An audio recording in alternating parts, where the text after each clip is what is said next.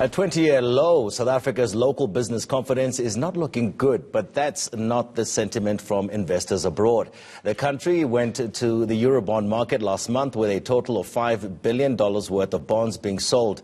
Monocle CEO David Buckham says this is an indication that the international community have a more positive outlook about South Africa's economic future. He joins me now. David, thank you so much for coming to the studio. So, September, we ventured into the Eurobond market. The government bond was oversubscribed.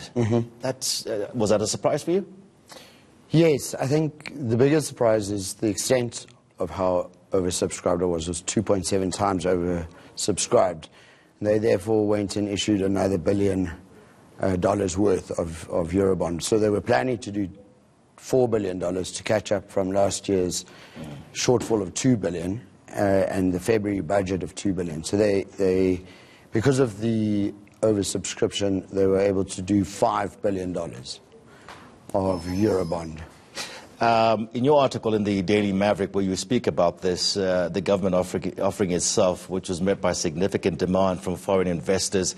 When we look at foreign investors looking into South Africa, they seem to be a bit more bullish than we are back at home. Yes, the contradiction is very stark. I think from a foreign investor perspective, the money has to go somewhere, and it wishes to go to a safe, higher yielding place. And South Africa, relative to its peers, is safer in the eyes of foreign investors than we believe we are, although the two indices are obviously completely different. Yeah. Business confidence index is a qualitative index, whereas the price of a bond is obviously very quantitative.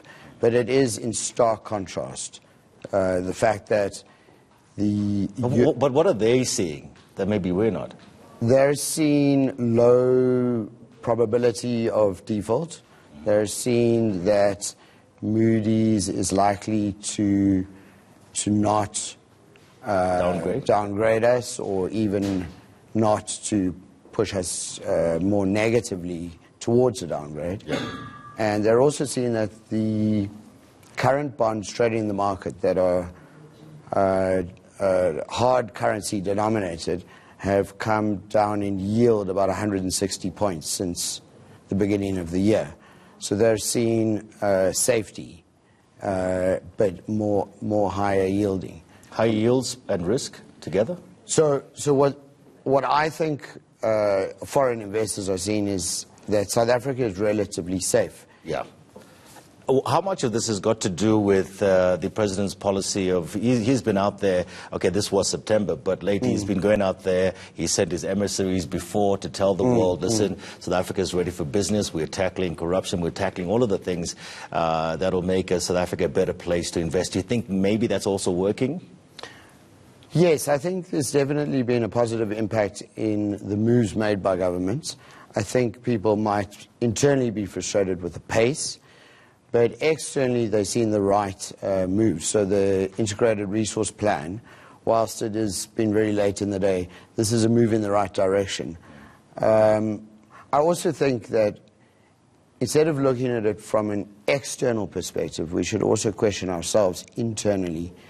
We have a negative bias, in my opinion, in South Africa. We naturally tend towards the negative. We see the bad side. But actually, if you look from an external point of view and you take the pricing of risk as it is viewed by a wide range of investors, it doesn't look too bad compared to many of our peers, including South American, other African, Asian countries. Yeah, when you look at Brazil, for instance, Greece as well. Exactly. Those type of problems. How do we change that, though? How do we change that perception? I think we should be more precise in how we conduct ourselves as leaders and as journalists and as thinkers.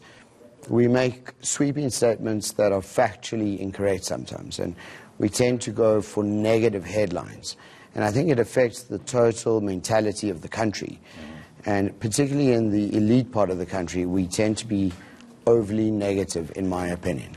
Okay, interesting stuff. Well, listen, may it long continue, that particular sentiment coming through from the investors overseas. David, thank you so much for coming through. It's a great pleasure. Thank you very much. That was...